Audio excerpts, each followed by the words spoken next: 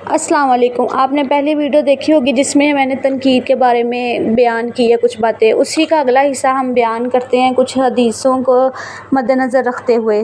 ایک حدیث کی دلیل یہ ہے کہ سیدنا ابن مسعود فرماتے ہیں جنگ حنین کے موقع پر رسول اللہ صلی اللہ علیہ وسلم نے مال غنیمت تقسیم کیا، کچھ لوگوں کو ترجیح دی، آپ صلی اللہ علیہ وسلم نے اقرا بن حابس کو 100 اونٹ مرحمت فرمائے، عینہ بن حصن کو بھی اور اتنے ہی دیے، عرب کے بعض سرداروں کو بھی آپ صلی اللہ علیہ وسلم نے خوب دیا۔ ایک آدمی کہنے لگا اللہ کی قسم اس تقسیم انصاف سے کام نہیں لیا گیا اور نہ ہی اللہ تعالیٰ کی رضامندی مقصود تھی۔ میں نے کہا میں نبی کریم صلی اللہ علیہ وسلم کو یہ بات ضرور بتاؤں گا۔ میں نے جا کر آپ صلی اللہ علیہ وسلم کو بتایا تو آپ نے کہا اگر اللہ اور اس کا رسول انصاف نہیں کرتے تو کون انصاف کرے گا؟ اللہ تعالیٰ موسیٰ پر رحم کرے، انہیں بھی اس سے زیادہ تنقید کا سامنا کرنا پڑا مگر انہوں نے صبر کیا۔ بغیر کسی ضرورت کے یا بیجا کسی کو تنقید کا نشانہ بنانا جاہل اور منافق لوگوں کا کام ہے۔ جس طرح اس حدیث سے معلوم ہوا کہ منافق نے رسول اللہ صلی اللہ علیہ وسلم کو تنقید کا یہ کہہ کر نشانہ بنایا کہ اللہ کے رسول نے مال غنیمت تقسیم انصاف کے ساتھ نہیں کیا۔ سوال یہ ہے کہ آدمی کب دوسروں کو تنقید کا نشانہ بناتا ہے؟ اس کی غلطی کی تلاش میں رہتا ہے اور خود کو حاجی ثناء اللہ سمجھتا ہے، یعنی وہ یہ سمجھتا ہے کہ غلطی صرف دوسرے نے ہی کی ہے، مجھ سے تو کبھی غلطی ہوئی نہیں ہے، نہ ہوگی کبھی۔ یاد رکھیں اگر آپ کسی دوسرے کے گناہوں کی کھوج میں رہتے ہیں تاکہ اس کو اپنی تنقید کا نشانہ بنا سکے تو اللہ تعالیٰ آپ کو وہاں ذلیل و خوار کرے گا جہاں آپ کی عزت ہوگی۔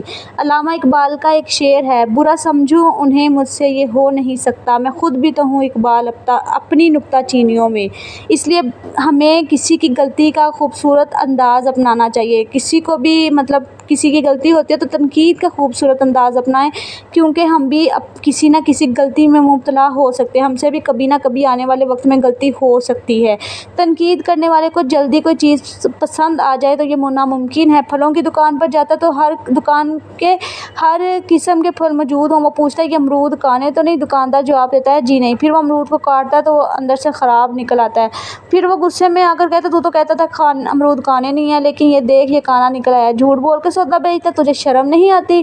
وہ یہ بھول جاتا ہے کہ دکاندار نے کون سا امرود خود بنایا یا اس نے کاٹ کے دیکھے ہوتے ہیں اندر سے، اور بے شمار امرود پڑے ہوتے ہیں کوئی اور اٹھا لے، مگر کبھی وہ ایسا نہیں کرے گا کیونکہ بعض لوگوں کا مقصد ہی تنقید کرنا اور دوسروں کو زج کرنا ہوتا ہے۔ مثلاً مزیدار کھانے میں انہیں صرف وہ بال نظر آتا ہے جو اچانک گر پڑا ہوتا ہے یا ان کا اپنا ہی گر جاتا ہے، خوبصورت چہرے میں انہیں صرف ناک ہی بڑی نظر آتی ہے کہ انسان میں بے شمار بے انتہا خوبیاں موجود ہوتی ہیں لیکن ان کی نظر ایک برائی پر ہی ہوتی ہے۔ صاف کپڑوں پہ انہیں سیاہی کا وہ ہلکا سا دھبا ہی دکھائی دیتا ہے کہ جو غلطی سے لگ جاتا ہے۔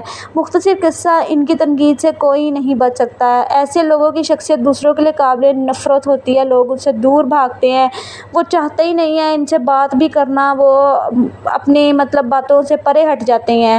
تو گزارش یہی ہے کہ اگر آپ کسی پر تنقید کرنا چاہتے ہیں تو پہلے اس سے کھل کر اس کی خوبیوں کی تعریف کریں، اس پر اپنی خوبیاں سننے کے بعد جو ناخوشگوار باتیں ذرا آسانی سے سنی جا سکتی ہوتی ہیں، کیونکہ جب آپ اچھے طریقے سے ان کو اعتماد میں لے کر آپ آگے کوئی ان کی کسی بات کی مذمت کرتے ہیں، ان پہ تنقید کرتے ہیں آہستہ سے ہلکے سے انداز میں، تو پھر وہ ان کو اتنے برے طریقے سے محسوس نہیں ہوتی جتنی برے طریقے سے محسوس اگر آپ ڈائریکٹ ان کی ذات پہ کر دیں گے تنقید۔ اس لیے سوچ سمجھ کے کوئی بھی بات کیا کریں تاکہ اگلے بندے کی دل آزاری نہ ہو، اگلا بندہ آپ سے خائف نہ ہو، آپ سے پیچھے نہ ہو، آپ سے پرے نہ ہٹے۔